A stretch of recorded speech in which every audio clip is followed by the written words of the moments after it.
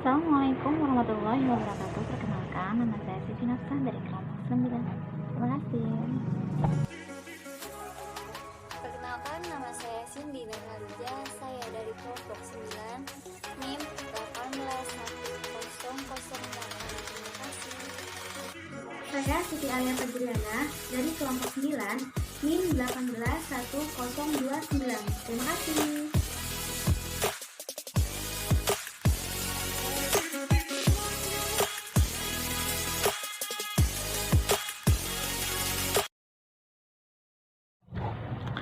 Bismillahirrahmanirrahim. Assalamualaikum warahmatullahi wabarakatuh. Kami dari kelompok 9 akan mempresentasikan tentang konsep pengembangan pembelajaran pendidikan agama Islam. Di sini saya akan membahas tentang pengembangan pembelajaran pendidikan agama Islam. Apa sih yang disebutnya? Maksudnya sebenarnya itu lebih banyak menonjolkan aspek-aspek penilaian bagi ketuhanan maupun kemanusiaan yang hendak akan ditanamkan atau ditumbuh kembangkan ke dalam peserta didik, sehingga melekat pada dirinya sendiri untuk kepribadiannya sendiri, sehingga peserta didik bisa melekatkan kepada dirinya sendiri. Di sini ada beberapa strategi yang akan digunakan dalam pembelajaran pendidikan agama Islam. Apa saja? Yang pertama, strategi pembelajaran dengan menggunakan nilai tradisional. Yang kedua, pembelajaran nilai dengan menggunakan strategi bebas. Yang ketiga, pembelajaran nilai dengan menggunakan strategi reflektif. Dan yang terakhir yaitu pembelajaran nilai dengan menggunakan strategi transinternal. Ada beberapa metode yang harus digunakan, yang harus diajarkan, yang harus dikembangkan oleh pendidik agama Islam. Pembelajaran pendidikan agama Islam yang berorientasi pada penilaian. Di sini ada beberapa metode. Yang pertama, metode dogmatik. Apa sih yang disebut dengan metode dogmatik? Metode dogmatik adalah metode untuk mengajarkan nilai kepada peserta didik dengan jalan menyajikan nilai-nilai kebaikan dan kebenaran yang harus diterima apa adanya dengan mempersoalkan hakikat kebaikan dan kebenaran itu sendiri. Yang selanjutnya yaitu metode deduktif. Apa sih yang disebut dengan metode deduktif? Metode deduktif adalah cara menyajikan penilaian-penilaian kebenaran dengan jalan menguraikan konsep tentang kebenaran itu agar dipahami oleh peserta didik. Yang selanjutnya yaitu metode indukatif.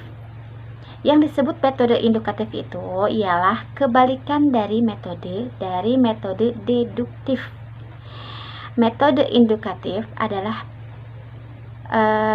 kebalikan dari metode indukatif yang mempelajarkan tentang nilai dimulai dengan mengenalkan kasus-kasus dalam kehidupan sehari-hari dan kemudian ditarik maknanya secara hakiki tentang nilai-nilai kebenaran yang berada dalam kehidupan tersebut. Selanjutnya metode reflektif. Yang disebut dengan metode reflektif itu merupakan gabungan antara pengguna metode deduktif dan metode indukatif. Mempelajarkan nilai dengan jalan mondar-mandir antara memberikan konsep secara umum tentang nilai-nilai kebenaran. Selanjutnya itu sebagai calon pendidik kita harus menerapkan dan mendesain pembelajaran pendidikan agama Islam. Apa sih yang dimaksud dengan desain pembelajaran itu? Desain pembelajaran adalah penyusunan media, teknologi komunikasi, dan isi untuk membantu agar dapat terjadi transfer pengetahuan secara efektif antara guru dan peserta didik. Di sini tidak akan dikatakan pendidik apabila tidak ada peserta didik. Jadi saling berkaitan. Tidak akan dinamakan guru jika tidak ada murid. Yang selanjutnya apa sih yang dimaksud dengan desain itu? Desain yang kita harus punya, harus diterapkan kepada pendidik itu yaitu salah satunya aspek-aspek proses pengembangan yang terdiri dari 6 fase. Jadi desain yang harus aspek yang harus kita kembangkan, aspek yang harus kita kembangkan di sini ada 6 fase. Yang pertama yaitu aspek riset atau analisis. Yang kedua, desain atau sintesis. Yang ketiga, produksi atau formasi. Yang keempat, distribusi atau penyebaran. Yang kelima, utilisasi atau kinerja. Dan yang terakhir adalah eliminasi atau penghentian. Yang selanjutnya akan dibahas tentang desain pembelajaran menurut salah satu pendidik. Itu yang akan dilanjutkan oleh Siti Alia. Wassalamualaikum warahmatullahi wabarakatuh. Terima kasih.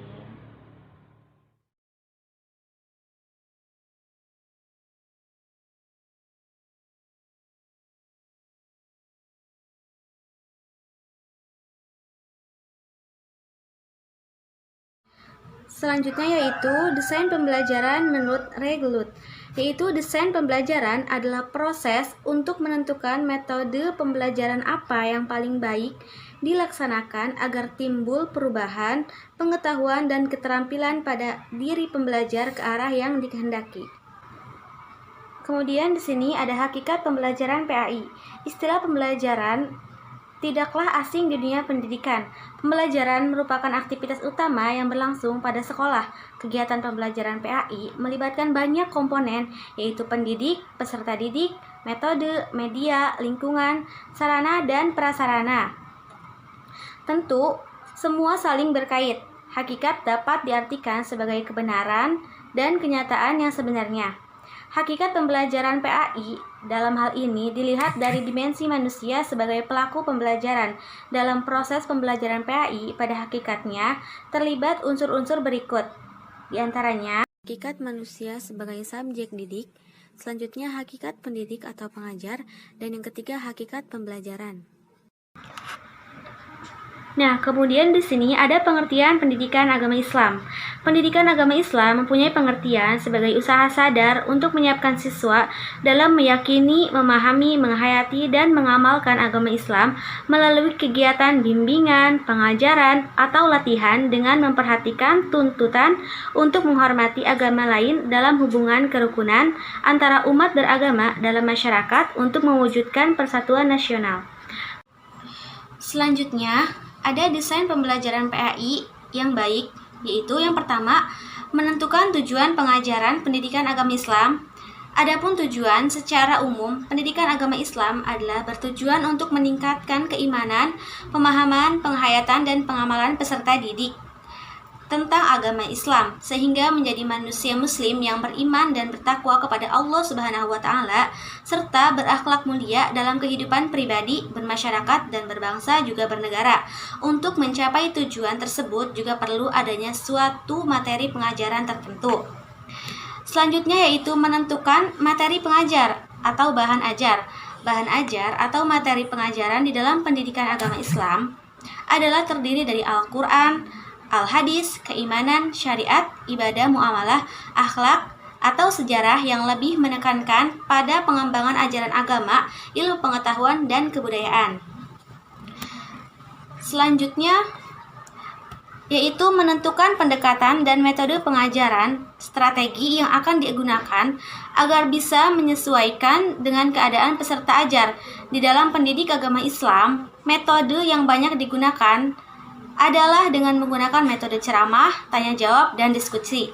Kemudian ada media pengajaran dan pengalaman belajar ini dilakukan untuk mempermudah peserta ajar atau murid untuk menerima pembelajaran. Dalam hal ini bisa menggunakan media bacaan dan recorder.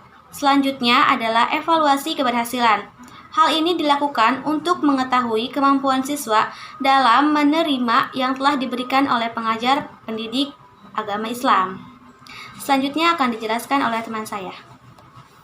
Akan melanjutkan bagian manfaat fungsi desain pembelajaran PAI berdasarkan pengertian langkah-langkah dan model dalam desain pembelajaran PAI. Ada beberapa manfaat desain pembelajaran antara lain ada 6 poin. Poin yang pertama, sebagai petunjuk arah kegiatan dalam mencapai tujuan. Yang kedua, sebagai pola dasar dalam mengatur tugas dan wewenang bagi setiap unsur yang terlihat dalam kegiatan. Yang ketiga, sebagai alat ukur efektif tidaknya suatu pekerja sehingga setiap ada ketahui ketetapan dan kelambatan kerja. Yang keempat, sebagai pedoman kerja bagi setiap unsur, baik unsur yang mengajar maupun unsur yang diajar.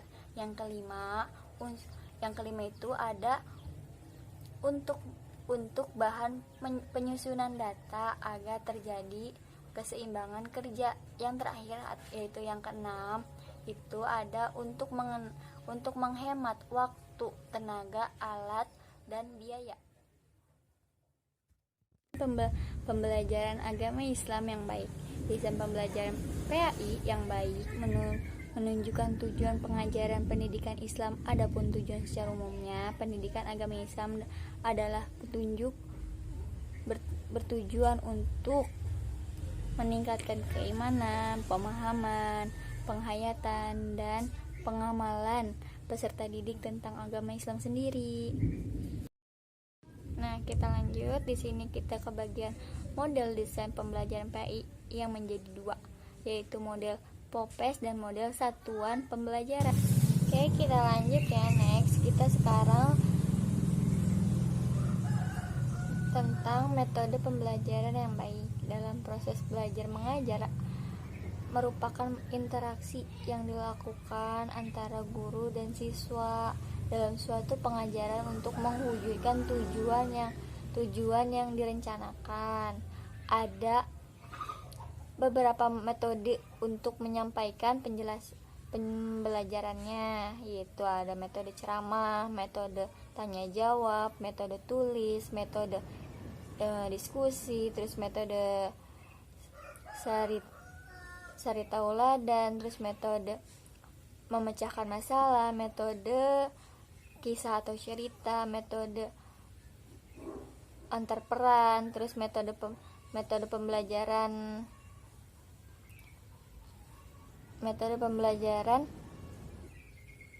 perbedaan model desain pembelajaran PAI diantaranya itu ada model classroom, ada model komparatif, model integrate, dan model konstruktif, dan model inquiry. Sekian dari kami, mohon maaf bila ada kesalahan.